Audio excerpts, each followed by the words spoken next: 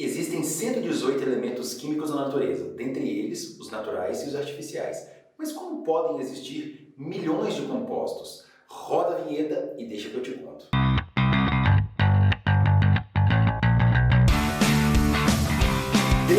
Olá, garotinho e garotinha, eu sou o professor Jerônimo, sou professor de Química aqui do YouTube. Deixa que eu te conto essa história. Olha só, dos 118 elementos químicos existentes na natureza, é claro que estes átomos que compõem os elementos químicos irão fazer ligações químicas. Tema da nossa aula. Olha só, entre 1894 e 1900, alguns estudiosos conseguiram descobrir os elementos químicos intitulados como gases nobres. Os gases nobres eram até então elementos inertes, elementos químicos que não reagiam com ninguém. Estes elementos químicos estão na família 8 ou 18A, de acordo com as novas regras adotadas pela IUPAC. E estes elementos químicos, à época, não reagiam com ninguém. Hoje nós sabemos que elementos como o xenônio conseguem reagir, por exemplo, com flúor em condições específicas.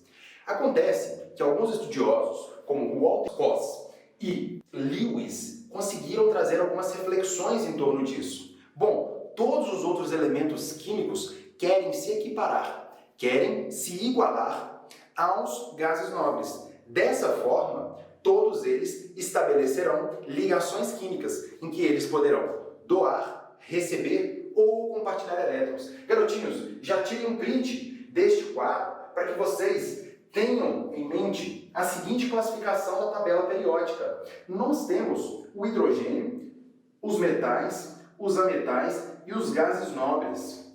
Todos estes elementos químicos, do hidrogênio até metais e ametais, farão ligações químicas de doação, recebimento, compartilhamento, até se equipararem àquilo que os estudiosos intitularam como regra do octeto. Todos os elementos, querendo estar e ser iguais aos gases nobres, terão na sua última camada da eletrosfera, chamada camada de valência, 8 elétrons ali. Acontece que alguns elementos apresentarão algumas exceções, que nós também veremos. Essas exceções nós veremos nas ligações químicas especialmente. Por hora, a gente tem que relembrar o estudo da eletrosfera. Meus amores, prestem bastante atenção. Um estudioso chamado Bohr trouxe a ideia de que os átomos têm 7 camadas em torno do núcleo. Este núcleo, que apresenta, além de prótons, apresenta nêutrons. E estes elétrons estão atraídos por cargas positivas, que são os prótons. Show de bola? Olha só, o que nós precisamos entender é que esta última camada ela é chamada de camada de valência. Camada de valência. É essa camada que disponibiliza os seus elétrons para fazer as ligações químicas.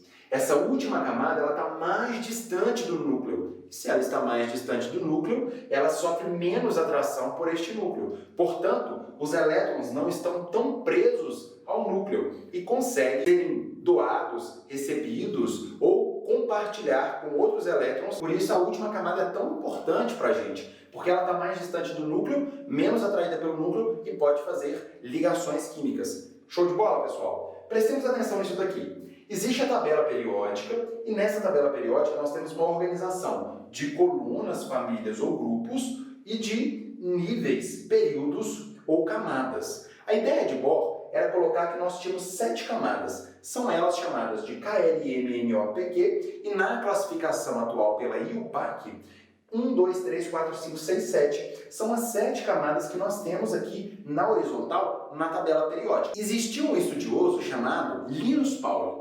Esse estudioso propôs um princípio de construção, também chamado de princípio de Aufbau, ou distribuição de Linus Pauling. Ele pegou aquilo que a gente chama de orbital, S, P, D e F, são regiões imaginárias onde nós temos elétrons, e esses elétrons passam a ocupar agrupar essas regiões imaginárias, respeitando para cada letra, que são os orbitais, uma quantidade específica de elétrons ali dentro. Então, para o orbital S, ali cabem 2 elétrons. Para o orbital P, ali cabem 6 elétrons. Para o orbital D, ali cabem 10 elétrons. E para o orbital F, ali cabem 14 elétrons. Bom, nesse princípio de construção, ele conseguiu correlacionar os elementos químicos que estão na tabela periódica aos elétrons que podem ser ali descritos. Então, por exemplo, hoje nós sabemos que o sódio apresenta um número atômico, que hoje é a mesma coisa que um número de prótons, de 11. Como ele não apresenta nenhuma carguinha aqui, nós chamamos ele de um elemento químico neutro. E os átomos de sódio que compõem esse elemento químico, um número atômico de 11, um número de prótons de 11 e um número de elétrons de 11. O princípio da construção de Linus Pauling, ele vai contabilizar da setinha daqui para cá, daqui para cá, daqui para cá, daqui para cá, o número de elétrons que um átomo apresenta. Ora, se esse átomo compõe um elemento químico, eu poderei saber, contabilizando pelas setas, qual é a quantidade de elétrons que este número de sódio apresenta pelo princípio da construção. Para eu fazer uma construção dentro disso que Linus Pauling propôs, basta que eu coloque estes números até que estes pequenos expoentes somados contabilizem 11. Então, eu vou seguir, vou respeitar essa setinha, este sentido. De cá para cá, ao terminar, eu venho de cá para cá. Então, vamos lá. 1s2, terminei aqui, venho para cá. 2s2, terminei aqui, venho para cá. 2p6. Para que eu saiba quantos elétrons existem, basta que eu some estes expoentes. 2 mais 2, 4. Mais 6, 10. Ora, eu sei que este P, assim como o S, o D e o F, representam orbitais. E estes orbitais alocam elétrons. O orbital S suporta 2 elétrons, o P 6, o D 10 e o F 14. Eu tenho 11, mas aqui neste somatório eu já cheguei em 10. Para que eu possa chegar em um somatório de 11, depois do 2P6, ao invés de eu colocar 3S2, que me dariam 2 mais 2 mais 6 mais 2, 12 elétrons, eu acabo por colocar 1. Porque somando agora estes expoentes, eu passo a ter o número 11. Então, eu posso concluir que o sódio, ele é representado, olha só que bonito, ele é representado na sua terceira camada, na família 1A. Porque todos os elementos ou átomos que terminem com a classificação de S1 vai estar na família 1A. Todos que terminem na S2 vai estar na família 2A. Todos que terminem na P1 vai estar na 13A. Todos que terminem na P2 na 14A. Na família 15 terminará com P3. P4 na família 16. P5 na família 17 e P6 na família 18. Os Ds estarão aqui, ó, nos metais de transição, de D1 até D10. E lógico, não poderia faltar os lantanídeos e actinídeos, que apresentarão de F1 até F14. Meus amores, nós veremos isso com detalhes lá na aula de tabela periódica. Mas esse princípio da construção, essa distribuição de Linus Pauling, não serve simplesmente para que a gente some expoentes e chegue ao número de elétrons de um determinado átomo, mas para nos indicar qual é a camada e a família que este elemento se encontra na tabela periódica. Show de bola? Este simples conteúdo para que a gente relembre como que a eletrosfera funciona. De posse dessa informação da distribuição eletrônica, vamos ver agora como que estes átomos conseguem fazer ligações químicas. Meus amores, a primeira ligação química que a gente vai estudar é uma ligação chamada ligação iônica ou ligação eletrovalente. Sempre teremos que ter em mente todas essas classificações da tabela periódica. O que é hidrogênio, o que são metais, o que são ametais, o que são gases nobres. Beleza? Por quê? Porque as ligações químicas vão ter algumas características de afinidade. E o o que seria uma ligação de forma iônica? Seria uma ligação em que nós teríamos como principal característica a doação e o recebimento de elétrons. Olha só, vamos pegar aqui, por exemplo, o sódio e o cloro. O sódio é um elemento da família 1A e o cloro é um elemento da família 7 ou 17A. O sódio apresenta 11 elétrons e o cloro apresenta 17 elétrons. Na realidade, nós podemos dizer que esse 17 e esse 11 são os números atômicos ou números de prótons. Como são átomos neutros, ou seja, que não apresentam cargas específicas, nós dizemos que o número de elétrons são equivalentes. Portanto, dizer que 11 e 17 representam também o número de elétrons está correto, beleza? E a gente acabou de conhecer o processo de construção de Aufbau, ou distribuição de Linus Pauling. Se a gente quiser lembrar como funciona essa distribuição, basta que a gente conte 1s2, 2s2, 2p6, 3s1. Somando os expoentes, nós chegaremos aos números de elétrons. 2 mais 2, 4, mais 6, 10, mais 1, 11. Portanto, nós verificamos que dentro das camadas de sódio,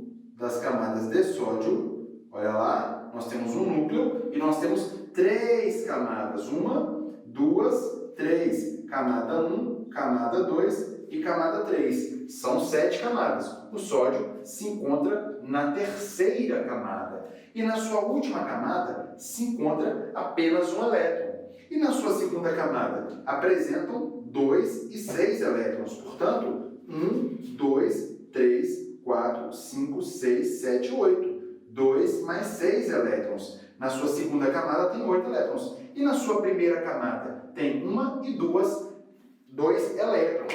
Show de bola, pessoal? Olha só, vamos ver o que acontece com o cloro, hein?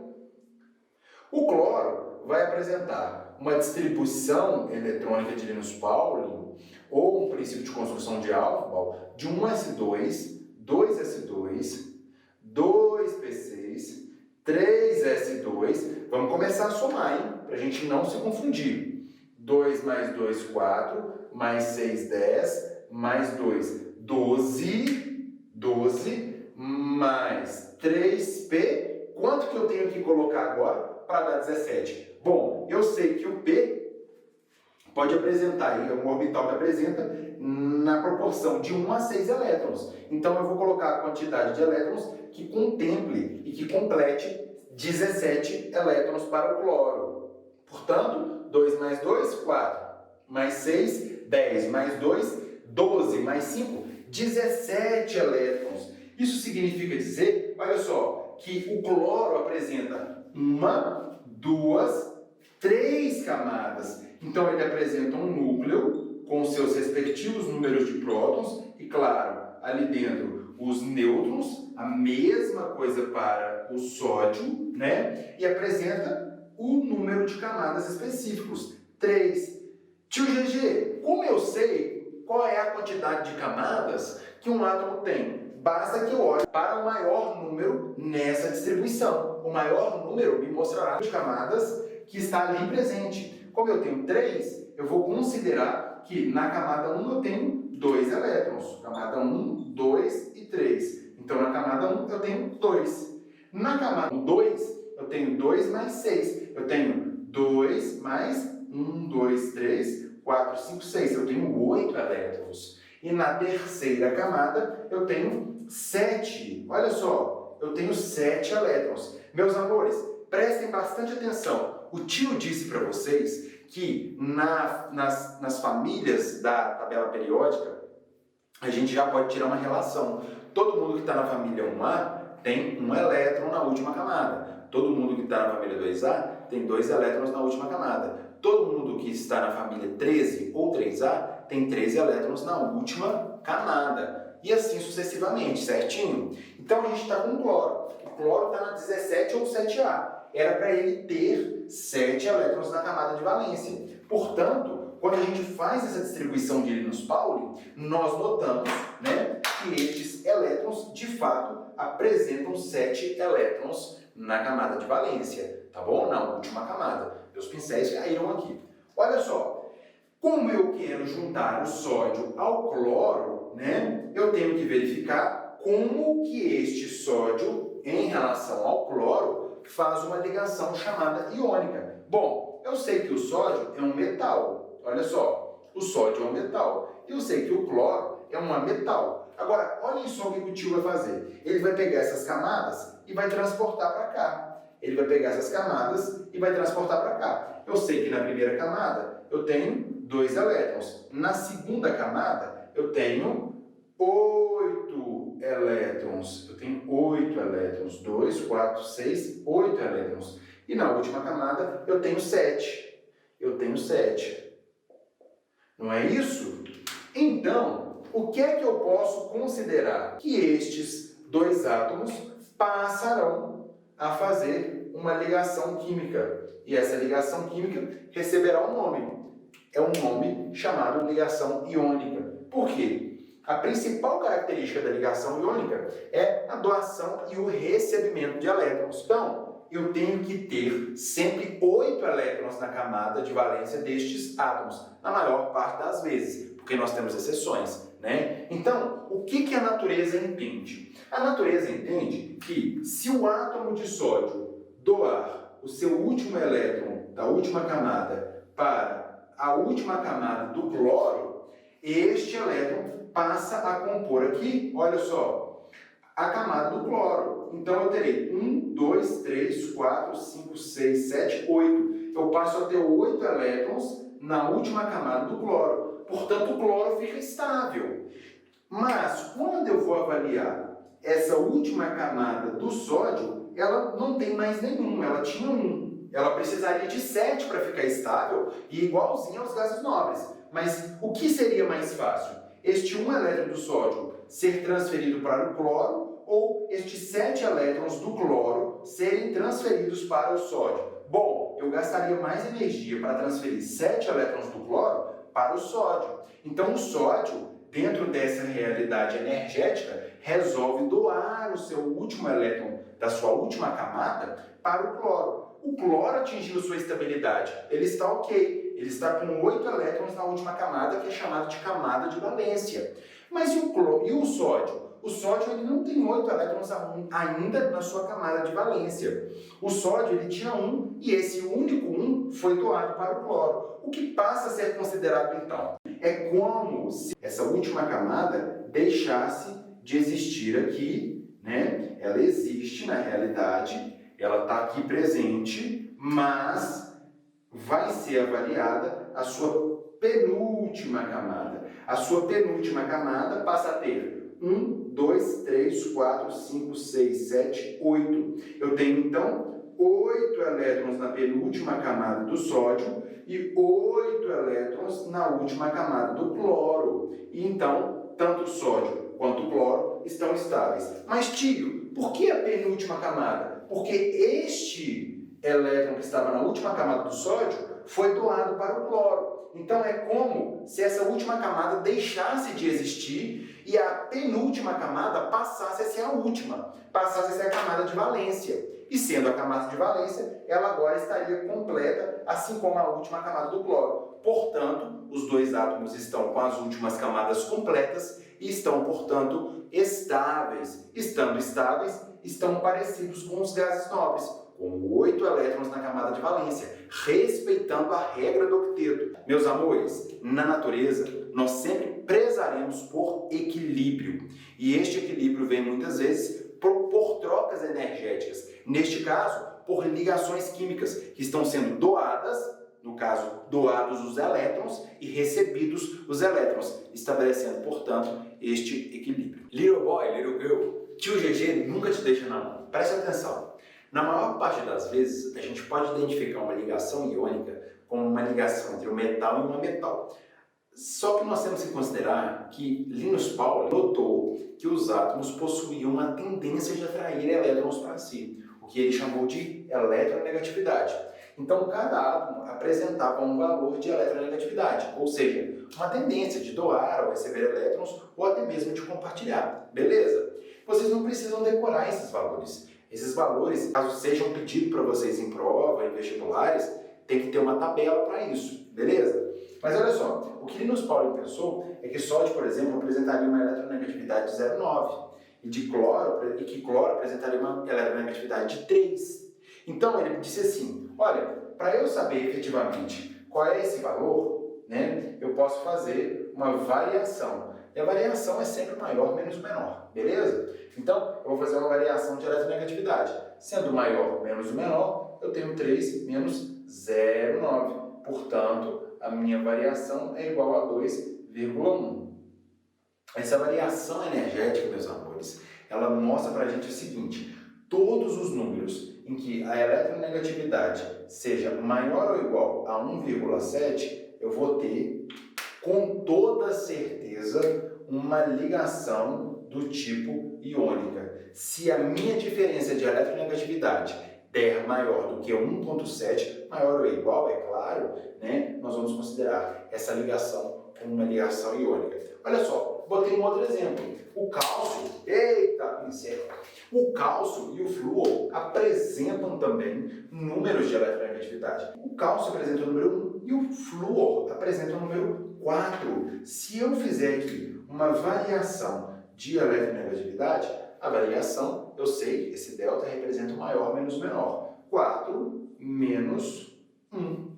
Portanto, eu terei uma variação de eletronegatividade igual a 3. Ou seja, se o número for maior do que 1,7, eu já posso considerar essa ligação como uma ligação iônica. Por que o tio Gerê está dizendo isso para vocês? Porque pode ser que algumas provas específicas das escolas, dos concursos ou dos vestibulares cobrem isso de vocês, tá bom? Tire um print aí para que vocês possam anotar bonitinho no caderno de vocês a parte de ligação iônica no que diz respeito tanto às suas ligações quanto aos cálculos, dizem respeito a isso, tá bom? Agora, como que nós representamos essas ligações químicas? É muito simples. Nós podemos, por exemplo, representar o sódio ligado ao cloro, né? O sódio tem um elétron em torno da sua camada de valência, como nós vimos, e o cloro tem 7 elétrons em torno da sua camada de valência.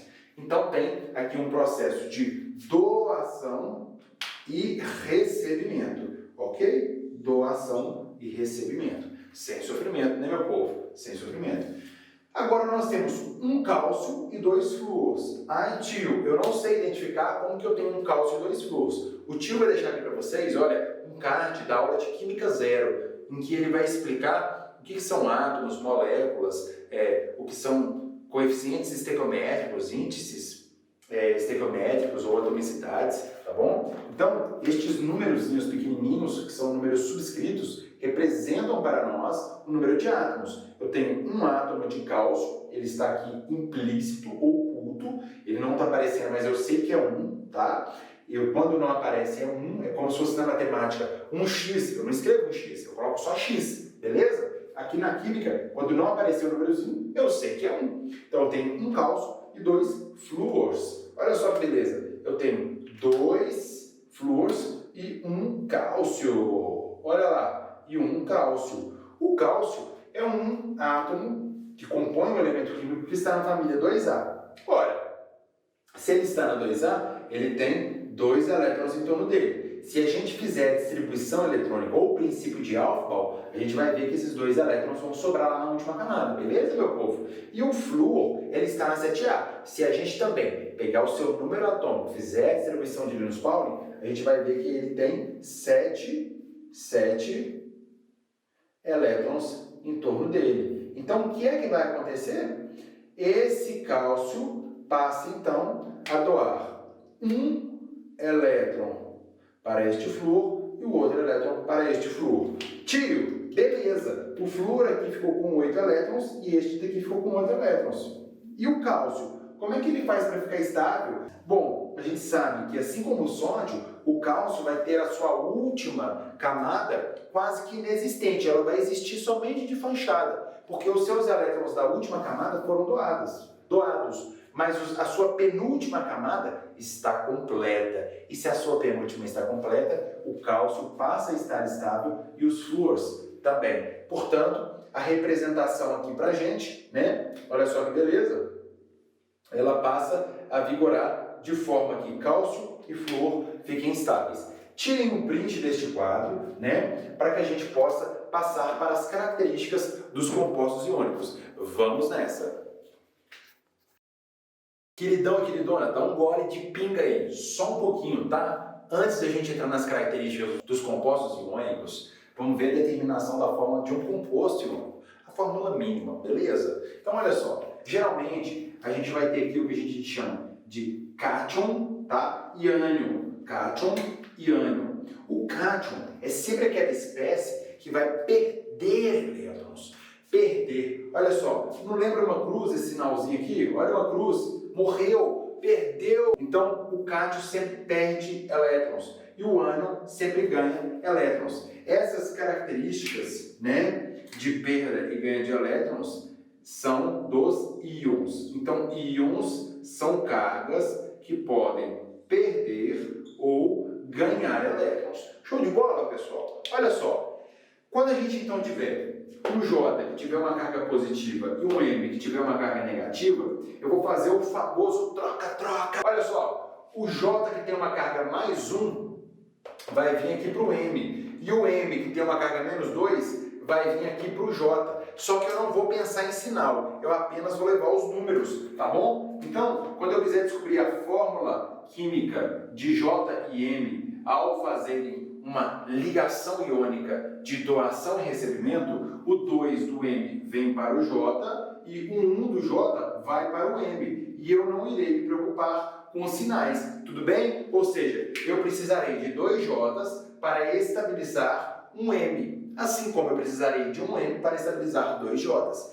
Olha só, um exemplo na realidade. Quando eu vou avaliar o alumínio. O alumínio é um metal que está na 3A ou 13A. Então eu sei que ele tem características de doação. Ele é um metal. Todo metal, ele é geralmente um doador de elétrons, beleza? E todo metal é um recebedor de elétrons. Então, o metal enxofre está na 6A e o alumínio está na 3 ou 13A. O que eu vou fazer, meus amores? Eu vou fazer um troca-troca. Olha que beleza! O 3 do alumínio vai para o enxofre e o 2 do enxofre vai para o alumínio. Tio, e as cargas? Esquece as cargas, garotinho. Esquece. O que eu vou ter aqui? Eu vou ter uma carga de Al2S3. Ou seja, para que eu estabilize 3 enxofres, eu preciso de 2 alumínios. E para que eu precise estabilizar esses alumínios, eu preciso de 3 enxofres.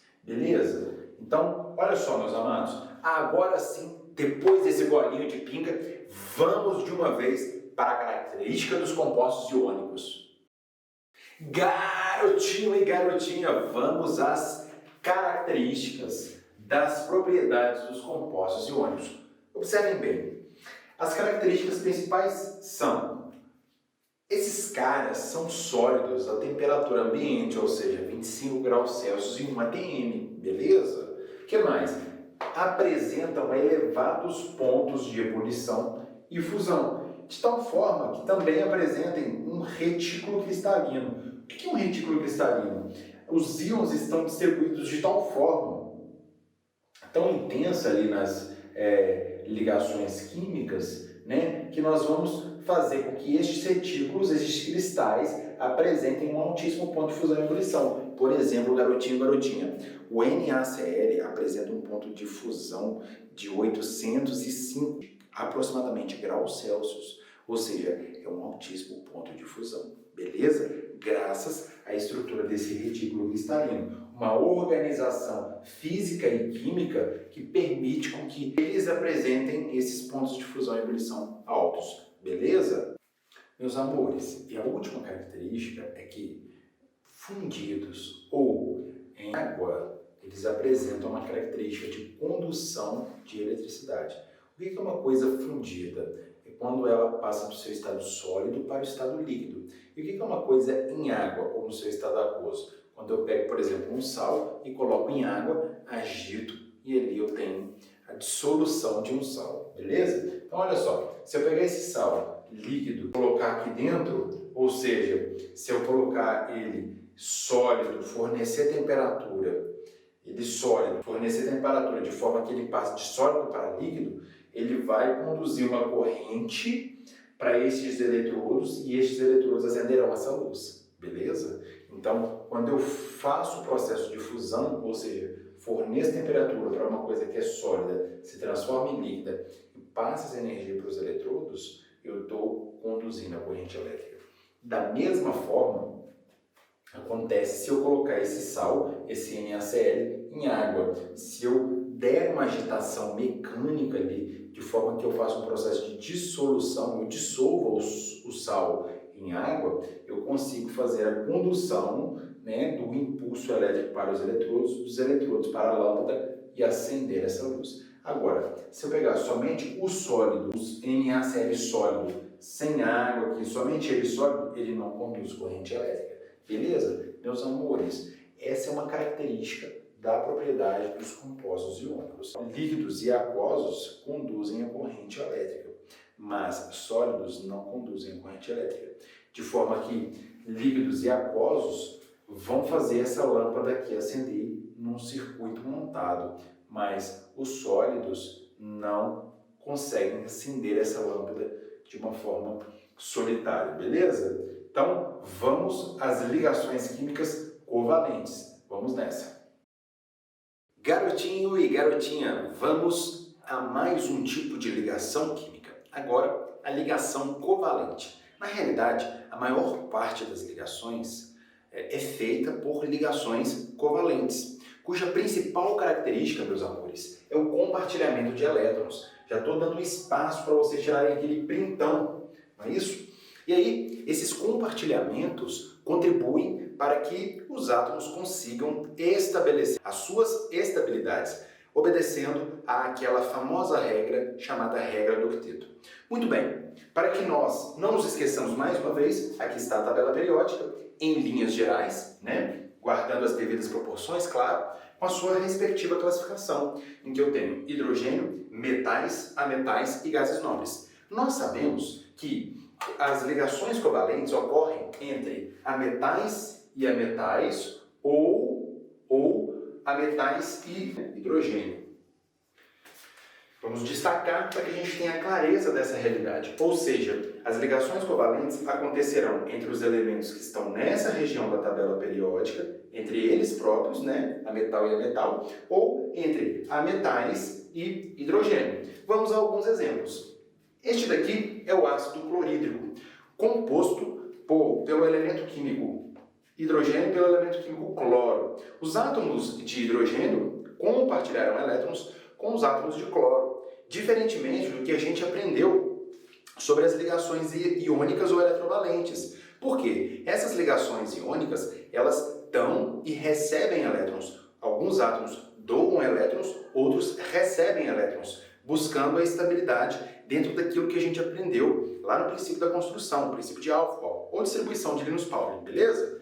Só que aqui, meus amores, o que a gente vai fazer é um compartilhamento de elétrons. Nós já sabemos que todos os elementos químicos que estão na família 1A têm um elétron na sua camada de valência. Se nós fizermos a distribuição eletrônica para todos eles, nós verificaremos que na sua última camada, chamada camada de valência, terá apenas um elétron.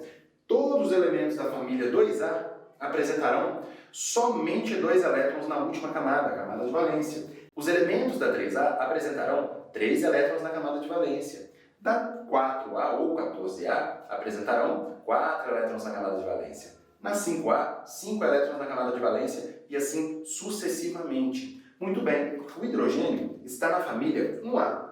Então, ele irá apresentar para nós apenas um elétron na camada de valência. Eu posso representar de uma maneira bem simplista, pessoal, o elétron na forma de um pontinho, tá bom? Ou de um xizinho. Quando a gente vai para a graduação, a gente vai ter que estabelecer critérios mais avançados, tá bom? Mas por enquanto, para que representemos essas estruturações de Lewis, a gente aqui no ensino médio, no fundamental, pode apresentar assim, tá bom?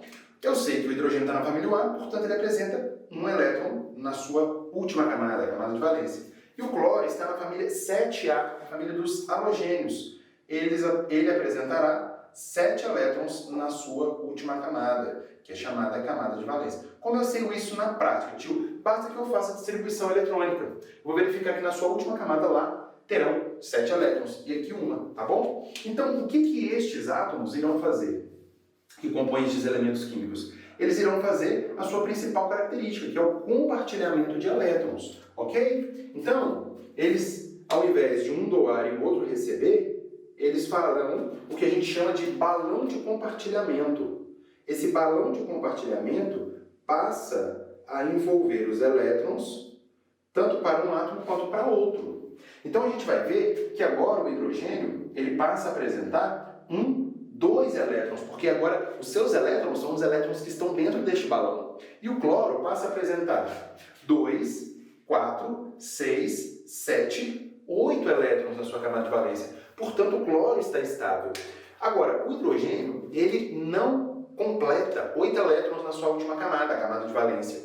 Ele é uma exceção à regra do octeto. Já veremos os exemplos de exceções à regra do octeto. Aqueles que se estabilizam com menos de 8 elétrons na camada de valência e aqueles que se estabilizam com mais de 8 elétrons na camada de valência. Ok? O primeiro exemplo, então, está feito. Agora, nós não vamos entrar aqui nos critérios de eletronegatividade, por exemplo. Mas basta que a gente saiba que hidrogênio e cloro compartilharam os elétrons e ambos se estabilizaram. Ok? Vamos ao segundo exemplo. Aqui nós temos o bromo, Br2. Olha só, este índice estequiométrico ou atomicidade nos indica a quantidade de átomos. Portanto, eu tenho 2 átomos de bromo. O bromo é um outro elemento que se encontra na família 7 ou 17A. Portanto, o número de elétrons em torno do bromo será 7. 1, 2, 3, 4, 5, 6, 7. Tanto para um quanto para o outro. Olha só, 7 elétrons na última camada, chamada camada de valência. Para que a gente possa avaliar qual é o tipo de ligação, basta que eu veja que o bromo está na 7A, sendo 7A uma metal.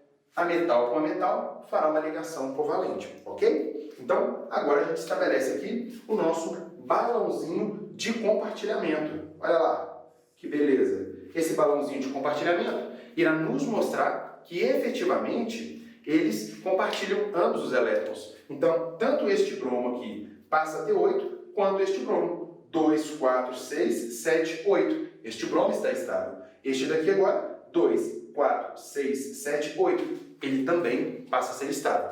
Vamos a mais um exemplo.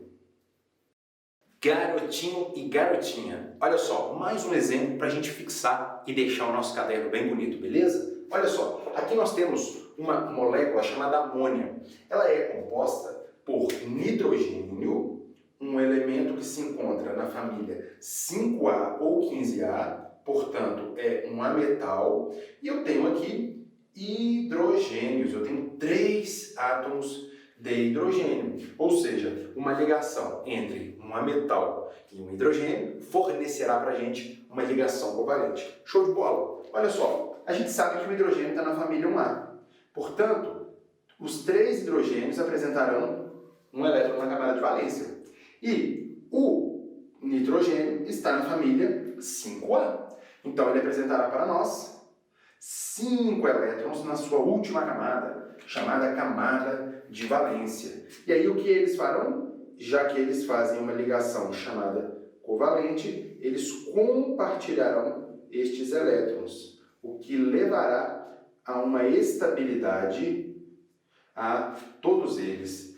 E aí aqui vem algumas dúvidas, não é isso? Tio, eu posso colocar esse hidrogênio aqui do lado e este mais para cima? Sem problemas. Isso daqui é um quadro, assim como o seu caderno é um papel. Nós estamos em 2 dimensões. E aí isso é aceitável. Quando a gente vai avaliar a molécula nas 3 dimensões, no 3D, essa molécula gira, ela tem conformações diferentes. Então aqui é somente uma forma simbólica de representar, beleza?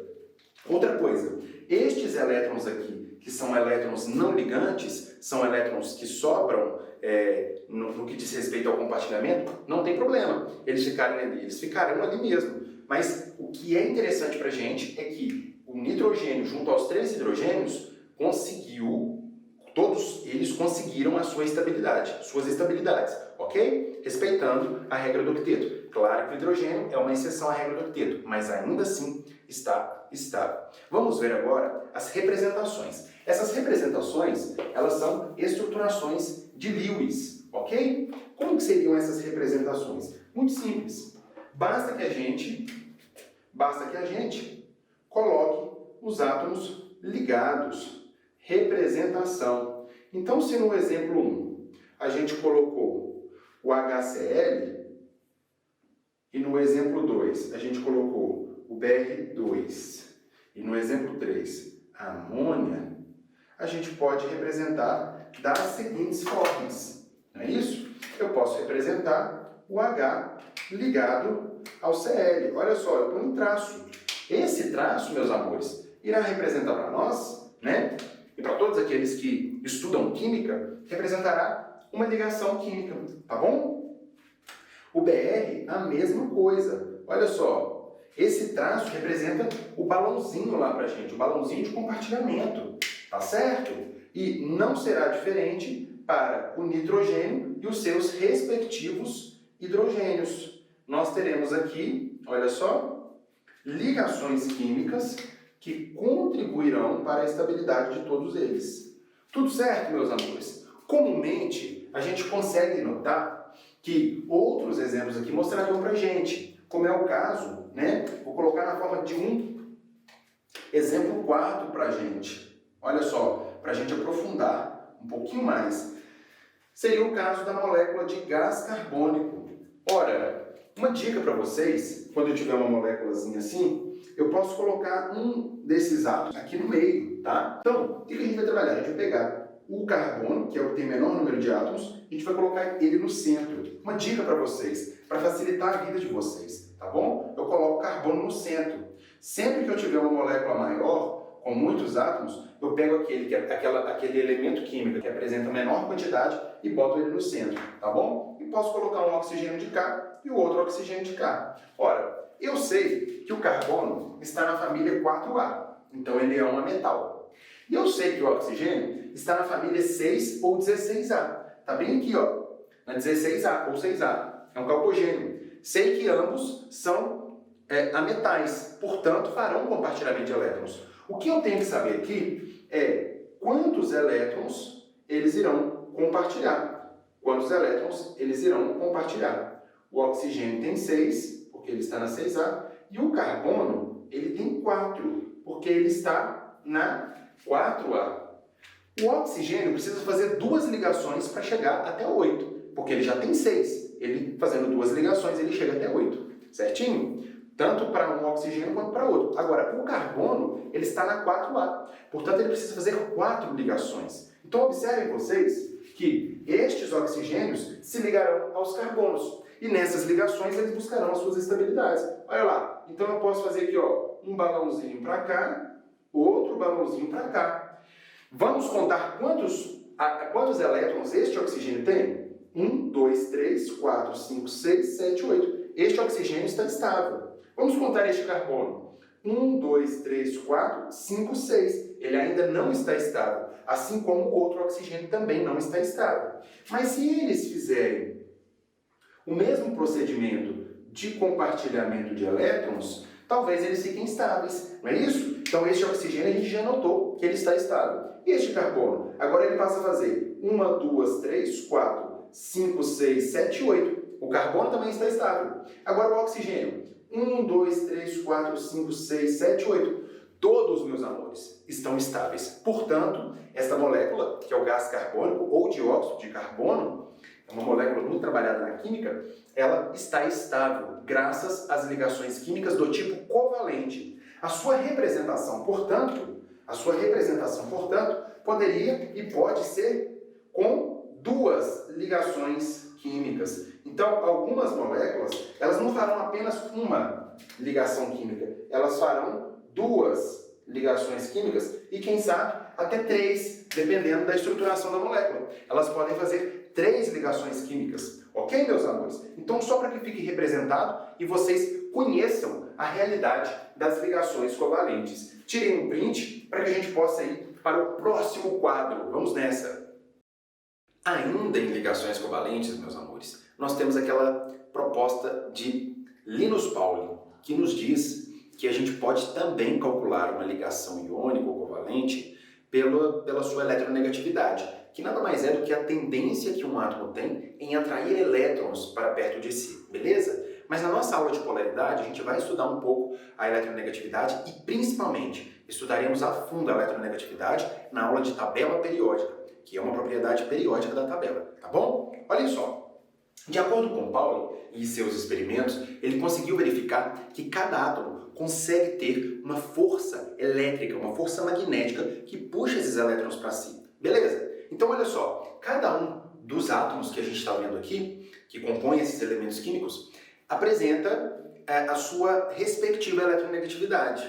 Via de regra, a gente não utiliza muito essa tabela, porque ela é mais experimental, mas ela existe. E esta também é uma forma de avaliarmos qual é a ligação química, beleza? Então, se em alguma prova isso aparecer, tem que ser dada a tabela ou tem que ser dada essas informações quanto à eletronegatividade. Show de bola? Então, olha só, a gente sabe que se a diferença, né, a variação, o maior menos o menor ali envolvido na ligação, der menor ou igual a 1,7, essa ligação vai ser considerada covalente, beleza? Então, olha só, aqui nós já temos a conhecida molécula de gás carbônico, o dióxido de carbono. O carbono apresenta uma eletronegatividade de 2,5, ao passo que o oxigênio apresenta de 3,5. Tio GG, tem que multiplicar por 2? Não, nada disso. A gente aqui não está fazendo nenhum balanço estequiométrico para que a gente tenha necessidade de fazer a multiplicação. Por hora, a gente só vai considerar mesmo as eletronegatividades, tá bom?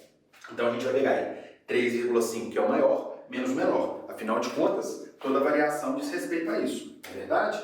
Então a variação de eletronegatividade será igual ao maior, né, o mais eletronegativo, menos o menor. 3,5 menos 2,5. Totalizando, né, pra gente, uma variação de eletronegatividade igual a 1. Portanto, se for menor ou igual a 1,7, vai ser considerada, sim, uma ligação covalente. Então, nós notamos que o gás carbônico, de fato, é uma ligação, apresenta, né, entre os seus átomos, a ligação química do tipo covalente, porque apresentou uma diferença de eletronegatividade menor do que 1,7. E também a já conhecida molécula amônia, que nós representamos agora há pouco, né? Se nós fizermos aqui a variação de eletronegatividade, de modo que a gente pegue o maior menos o menor, nós iremos notar que efetivamente a eletronegatividade apresentará 0,8. Portanto, meus amores, tanto o dióxido de carbono quanto a amônia vão ser menores do que 1,7. Ainda que fosse igual, consideraríamos, né, uma ligação covalente, mas ainda é menor, é 0,8 e 1. Portanto, ambas as moléculas fazem uma ligação química do tipo ligação covalente. Vamos nessa! Meus amores, vamos a mais um tipo de ligação química intitulada ligação metálica. E quero pedir o seguinte, hein? Se essa aula está sendo útil para você, já deixa seu like aí e se inscreva no meu canal para receber aulas cada vez mais educativas e aprofundadas. Tirem aquele printão para o tio começar a explicar. Olha só, meus queridos, é o seguinte, os metais vão efetivamente fazer parte da ligação metálica, né? Então as ligações metálicas vão ter por base as ligações entre metais. Show de bola? Os metais estão nessa região aqui que a gente já conhece, né? Hidrogênio, metais, gases nobres, e aqui estão os metais. Prestem bastante atenção. Existe uma teoria chamada de teoria do mar de elétrons ou teoria da nuvem eletrônica. Essa teoria diz o seguinte, se nós observarmos um metal, ele vai fazer com que o núcleo daquele metal, carregado de prótons e nêutrons, atraia os elétrons daquela eletrosfera. Só que esses elétrons começam a se desprender. E se desprendem a tal ponto que chega em um determinado momento que este núcleo vai começar a segurar mais esses elétrons. E eles não irão reagir. Os elétrons que foram desprendidos ficam soltos ao entorno ali, gerando o que a gente chama de mar de elétrons. Olha só, se a gente for pegar um fio de cobre, que é um metal, né, a gente vai avaliar a estrutura reticular dele. A estrutura que é de fato um retículo cristalino, né? Olha, uma forma geométrica bem conhecida por nós, de forma que estes cobres fiquem atraídos mutuamente uns pelos outros, né? E estes pontinhos aqui em cima, esses pinguinhos que eu coloquei, são os elétrons, representando os elétrons. Esses elétrons, então, eles começam a se desprender, né? Eles começam a se desprender uns dos outros. Olha só, e o núcleo destes cobres se reorganizam, não deixando, depois deste desprendimento, que nenhum outro núcleo possa atrair esses elétrons. Só que, nesse desprendimento aqui, meus amores, olha só, a gente gera uma porção de elétrons, né? Aqui fica uma nuvem eletrônica, fica um mar de elétrons, ficam elétrons soltos ali, ó, olha só, ao entorno do próprio núcleo, ao entorno do retículo. E aí ele vai ser estruturado entre núcleo, elétron, núcleo, elétron, núcleo, elétron. E dessa forma, os elétrons, então, passarão a ficar ao entorno deste núcleo.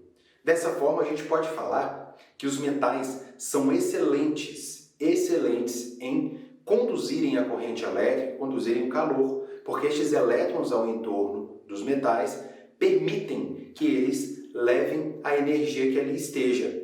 Basta que a gente observe, por exemplo, ao pegarmos uma maçaneta da porta da nossa casa, uma chave e alguma estrutura metálica, a gente sente que ali está superficialmente mais frio. E quando a gente coloca a nossa mão e espera um tempo, haverá ali o equilíbrio térmico, claro, né? Mas por causa dos elétrons que estão ali ao entorno do núcleo dos átomos. São elétrons livres que vão conduzir o calor da nossa mão para aquela estrutura metálica, levando ao equilíbrio térmico. Ok, pessoal? Meus amores, vamos a algumas observações em torno das ligações metálicas. Meus amores, as observações são aplicações clássicas no nosso dia a dia. Vamos observar as ligas metálicas. Bom, na verdade, as ligas metálicas são uniões de metais que têm um objetivo: corrigir algumas imperfeições que não seriam interessantes no nosso dia a dia. Por exemplo, se observarmos o ouro na sua forma pura, de 24 quilates, nós notaremos que ele, na forma de um anel ou de uma joia qualquer, vai se transformar, vai se deformar em determinadas temperaturas. E nós não queremos que o ouro, um metal de tamanho e valor, tenha deformações. Nós queremos que ele dure para sempre, de preferência, né? Então o que a gente faz? A gente faz uma união com outros metais, adicionando ao ouro outros metais, fazendo uma liga metálica, para que ele se torne, por exemplo, 18 quilates. Beleza? Então as ligas metálicas têm o objetivo de corrigir possíveis imperfeições, e aí a gente faz aplicações que são interessantes para nós, seres humanos, no dia a dia, tá bom? Seja em qualquer ramo da nossa sociedade, na construção civil, na saúde, para enfeites, etc, etc. Meus amores, já tirem aquele print, tá? Deixei um esqueminha massa demais para vocês entenderem o que são as ligas metálicas. Olha só, as estruturas de aço são, geralmente, uniões entre dois metais. Na verdade, um metal, que é o ferro, e um outro metal. Peraí, tio, você disse que são ligas metálicas, portanto, só metais. Pois é, o aço, na indústria, ele acaba adicionando um pouquinho de carbono. É tão pouco, mas tão pouco, é menos de 1%, olha só, entre parênteses, menos de 1% de carbono, mas mesmo assim a gente considera ele uma liga metálica, beleza? Porque 99%, mais de 99% é ferro. A gente só adiciona um pouquinho de carbono, tá bom? Então, ao juntarmos ferro e carbono, a gente forma o aço, ok? A mesma coisa quando a gente quer pensar no aço inoxidável, ou aço inox, que é aquele aço que não irá oxidar, que não irá enferrujar. O que eu adiciono ao ferro e ao carbono? Que pouquinho de carbono que a gente coloca? O níquel mais o cromo. E aí a gente cria uma estrutura que de fato não enferruja. Por isso as ligas são muito importantes. Imaginemos nós que se a gente tem aqui um tabuleiro ou algum talher que a gente possa usar, a gente não quer que com o tempo ele acabe oxidando, enferrujando, não é verdade? A gente quer que ele dure por um bom tempo. Então a gente utiliza esses manejos industriais de adicionar mais metais para gerar efetivamente uma proteção e fazer com que aquilo ali dure por um tempo, tá bom? Temos também o bronze, olha só, as medalhas de bronze, né? São a base de cobre e estanho, meus amores.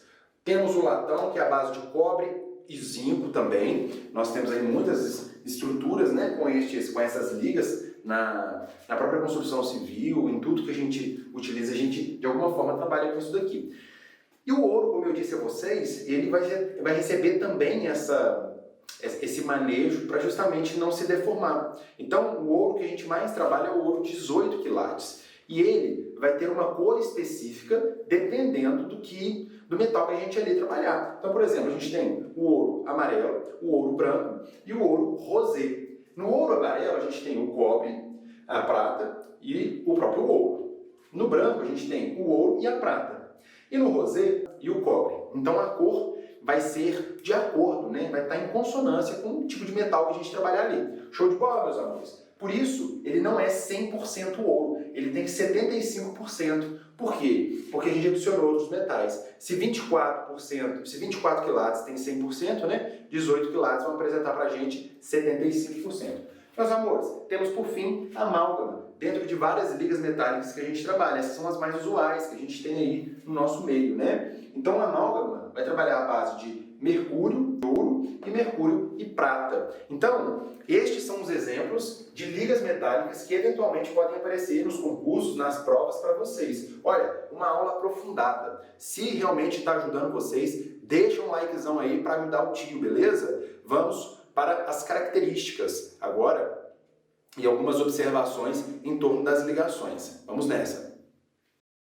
Decola, garotinho e garotinha. Olha só, as propriedades dos compostos metálicos. Estes compostos metálicos aparecem em algumas provas, em alguns concursos, pedindo as suas características. E o que nós temos que saber? Que eles são sólidos à temperatura ambiente, isto é, a 25 graus Celsius a nível do mar, variando aí de altitude para altitude, beleza? Então, a nível do mar, a 25 graus Celsius, nós teremos ali metais sólidos, com exceção do mercúrio. O mercúrio é líquido, meus amores, tá bom? Embora seja um metal, nos dê a ideia de solidez, ele na realidade é líquido. Show de bola? Temos também que eles são dúcteis, ou seja, podem ser transformados em fios e maleáveis. Eles podem ser transformados em lâminas. Então, tudo isso, né, os fios e as lâminas, são muito importantes para a gente no dia a dia, por várias formas que podem ser construídas, tanto na parte de construção civil, quanto no nosso dia a dia, as facas, né? Tudo que possa nos auxiliar a ter melhor bem-estar e saúde, né? No meio hospitalar também nós temos muitos metais importantes ali atuando em benefício da nossa saúde. Por exemplo, tá, pessoal?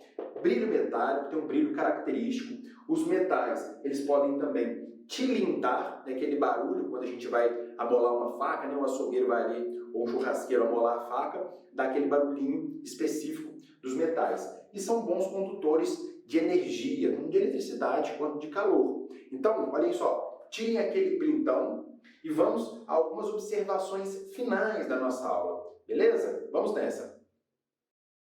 Garotinho e garotinha, vamos para as observações finais da nossa aula. Olha só, aqui nós vamos notar as exceções à regra do octeto. No início da nossa aula, nós aprendemos que todos os átomos queriam se igualar aos gases nobres, porque eles tinham 8 elétrons na camada de valência e eram estáveis. Foram feitos testes de modo que se notavam que eles não reagiam com ninguém, eles eram inertes. Mas estes experimentos, né, com o passar do tempo, foram nos mostrando que sim, alguns gases nobres conseguem reagir em reações específicas. O fato é que alguns átomos eles não irão se estabilizar tal como os gases nobres, com 8 elétrons na camada de valência. Eles irão se estabilizar com menos elétrons na camada de valência, ou seja, menos de 8, ou acima de 8. São essas exceções que eu quero mostrar para vocês, tá bom? Qual é essa exceção de contração? Por exemplo, o berílio e o hidrogênio. Tanto o berílio quanto o hidrogênio, eles fazem ligações químicas de modo que não atinjam 8 elétrons na camada de valência. O hidrogênio, por exemplo, tem só 2 elétrons na última camada, que é a camada de valência. E o berílio tem 4, beleza? Assim como, olha só, o BF3, ele não vai apresentar, o boro, por exemplo, 8 elétrons na camada de valência. Ele apresenta 1, 2, 3, 4, 5, 6. Portanto, é uma contração da regra do octeto. É uma exceção, tá Tá bom, pessoal? Há outras exceções, estou colocando aqui para vocês as mais importantes. Agora nós temos as expansões. Olha o PCl5. O fósforo, que é o P, ele faz mais ligações de modo que ele obtenha mais de 8 elétrons na camada de valência. Ele passa a obter 2, 4, 6, 8, 10 elétrons na camada de valência. Ou seja, mesmo assim, mesmo não tendo 8 elétrons na camada de valência, ele está estável, bem como os cloros. Beleza? Então o que a gente tem que pensar é que tanto essa estrutura de contração quanto essa de expansão vão estar estáveis. Nós temos aqui mais um exemplo para finalizar, que é um exemplo que apareceu inclusive na prova do Enem de 2019, na prova de Química, em que abordava o xenônio, né, que é um gás nobre, é estável aparentemente, mas em condições específicas pode reagir com flúor. E de fato reage e também apresenta uma bela estabilidade. Meus amores, quando a gente mencionar a regra do octeto, portanto, temos sempre que imaginar que para toda regra tem a sua exceção, como é o caso da contração e da expansão. Agora, nós vamos notar que existem também alguns átomos que não necessariamente vão fazer contração, expansão ou necessariamente a regra do octeto. Vão ser os chamados radicais livres. Eles assumirão, por exemplo, um número ímpar de elétrons na sua camada. Como acontece com o nosso oxigênio ao respirarmos lá na nossa mitocôndria, eles são quebrados e ficam apenas com um elétron, levando a um potencial oxidativo, ou seja, machucando, envelhecendo as nossas células. Daí nós envelhecermos, ok? Então os radicais livres, eles aparecem para a gente, especialmente em algumas reações lá na química orgânica, as reações radicalares, elas são lá colocadas e geralmente vistas no ensino superior, tá bom? Vamos à próxima observação, mas antes, tirem aquele print deste quadro. Beleza, meus amores? Vamos que vamos, vamos nessa.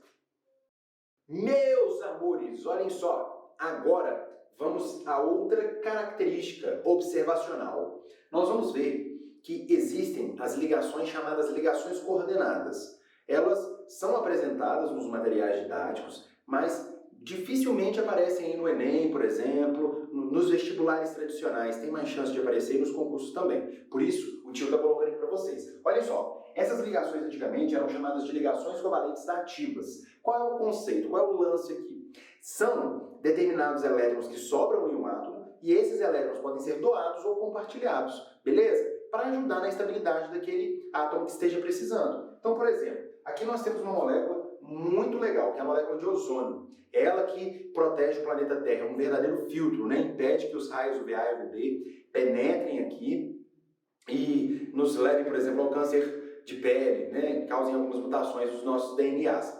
O fato é que quando a gente vai demonstrar a estrutura de Lewis do ozônio, a gente nota que este oxigênio central, ele passa a fazer duas ligações com esse oxigênio, ou com esse, tanto faz, tá bom? Eu que determinei que seria este, mas pode ser com este também da mesma forma. Aqui não tem uma obrigatoriedade de ser este ou aquele, é a gente que define. Então, eu coloquei uma ligação dupla entre esses dois oxigênios, beleza, meus amores? E esses oxigênios ficaram estáveis. Só que este oxigênio aqui, ele ainda está com 6 elétrons na camada de valência. Nós sabemos que o oxigênio é um metal, e este metal precisa ficar com 8 elétrons na camada de valência. Só que ele não pode fazer mais ligações com o oxigênio, porque esse oxigênio já está estável, e este também. E eles não fazem expansão de octeto. Então, o que pode acontecer? Estes elétrons livres do oxigênio central podem ser doados para este oxigênio aqui, de forma que ele agora passe a ter 8 elétrons na camada de valência.